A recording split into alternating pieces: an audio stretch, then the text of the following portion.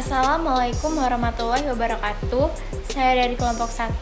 Perkenalkan, nama saya Riviana Saskia Anissa dengan NPM 21010610151. Saya Elvian Riani, NPM 21010610136 dari kelompok 1. Nama saya Khairunisa Salsabila, NPM 21010610135. Di sini kami akan mempresentasikan materi tentang pemakaian huruf atau huruf abjad sampai tebal, penulisan kata dasar atau bentuk ulang, dan unsur serapan. Saya akan menjelaskan materi pemakaian huruf. Di dalam pemakaian huruf yaitu terdapat yang pertama ada huruf abjad.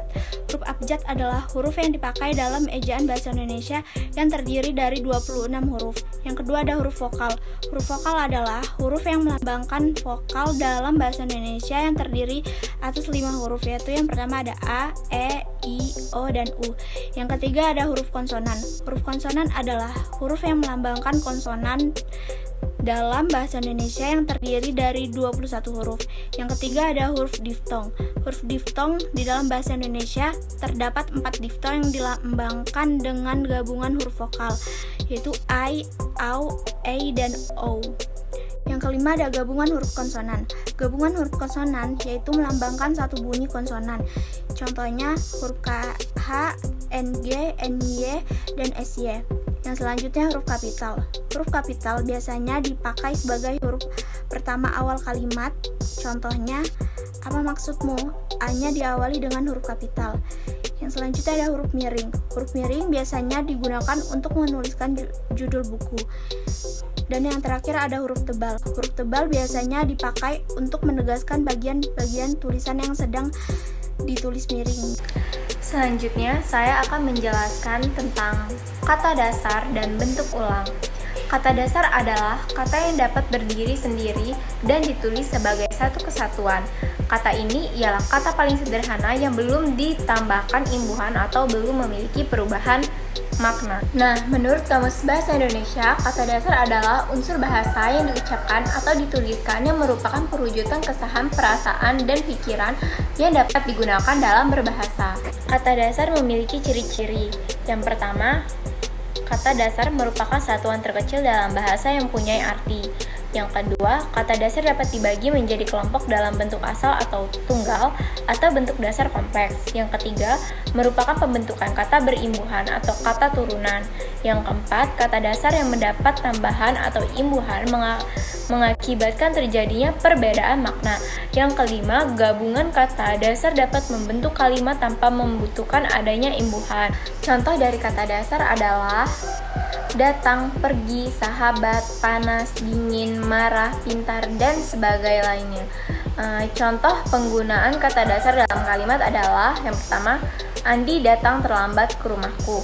Datang termasuk kata dasar karena belum mendapatkan imbuhan. Yang kedua, saya pergi ke sekolah juga termasuk ke dalam kata dasar karena belum mendapat imbuhan dan belum memiliki perubahan kata. Selanjutnya, saya akan menjelaskan tentang bentuk ulang. Jadi, bentuk ulang adalah kata yang ditulis dengan menggunakan tanda hubung atau strip di antara unsur-unsurnya. Adapun fungsi kata ulang juga bermacam-macam. Yang pertama, menyatakan benda itu bermacam-macam. Yang kedua, menyatakan pekerjaan yang diulang-ulang. Yang ketiga, menyatakan aspek duratif. Yang keempat, menyatakan pekerjaan yang bermacam-macam. Yang kelima, menyatakan makna lebih intensitas. Yang keenam, perulang angka. Selanjutnya, ada pun ciri-ciri kata ulang. Yang pertama, menimbulkan makna gramat. Yang kedua, terdiri lebih dari satu morfem. Yang ketiga, memiliki bentuk dasar. Yang keempat, bentuk dasar kata ulang selalu ada dalam pemakaian bahasa dan dapat dipakai dalam konteks kalimat. Yang terakhir, arti bentuk dasar kata ulang selalu berhubungan dengan arti kata ulangan.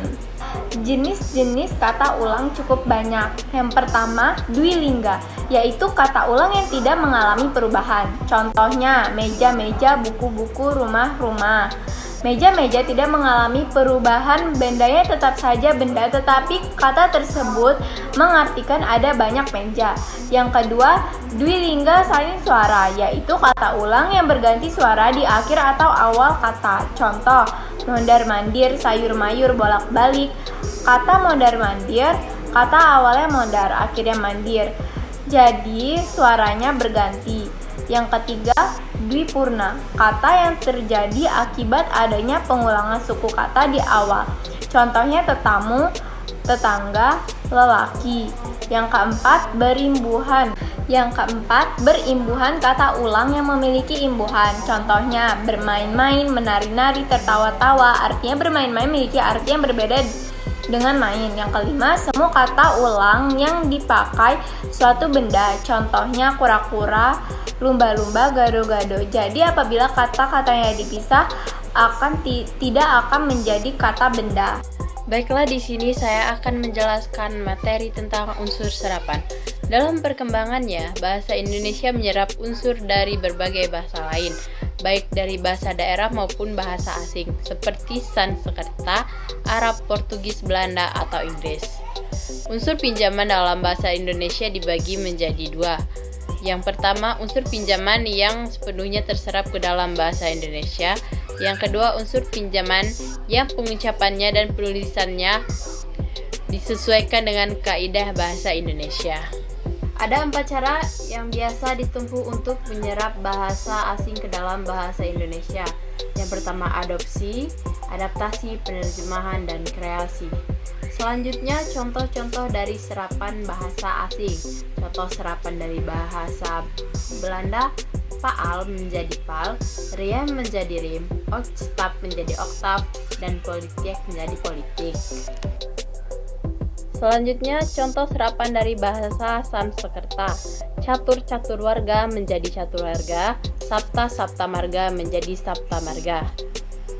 Selanjutnya, serapan dari bahasa Arab. Halal menjadi halal, tawakal menjadi tawakal. Adapun contoh serapan dari bahasa asing lainnya.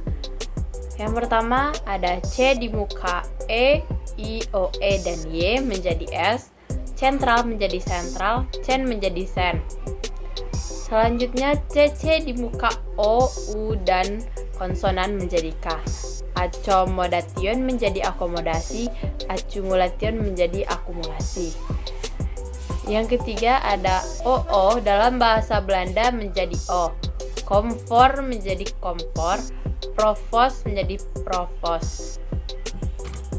Terima kasih.